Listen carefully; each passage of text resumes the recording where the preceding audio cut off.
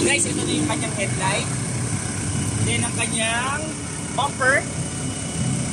Then yung kanyang logo, guys. Ganda.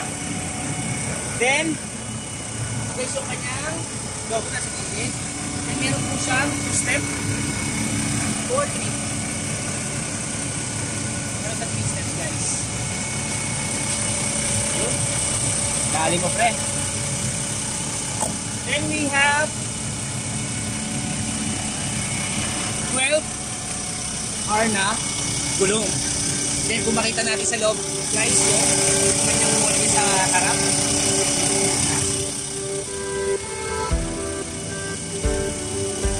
So, guys, ito makita natin yung kanyang handle. Meron pong handle yung ating unit. Makita nyo naman, guys, napakaganda ng kanyang chassis. Then ang kanyang lip spring ay 1, 2, 3, 4, 5, 6, 7, 8, 9, 10, 11, and 12. Pang 13 kasama to. Yes. Double differential.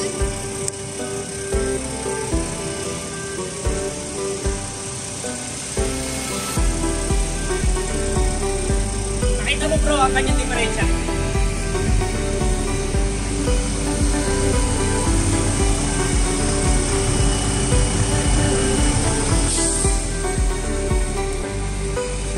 Taillight.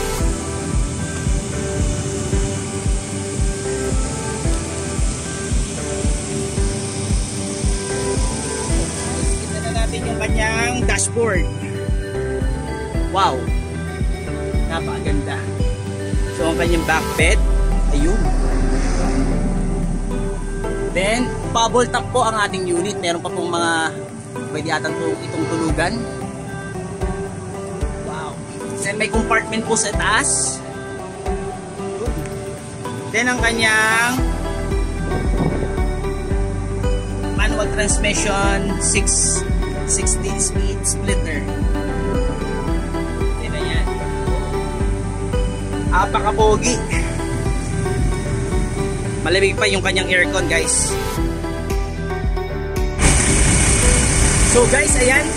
Tapos na natin ipakita yung 10-wheeler tractor head E-Power. So ito ay original molye, double differential, at meron siyang 420 horsepower. So guys, kung gusto nyo po itong unit na to, mag-comment lang po kayo, guys.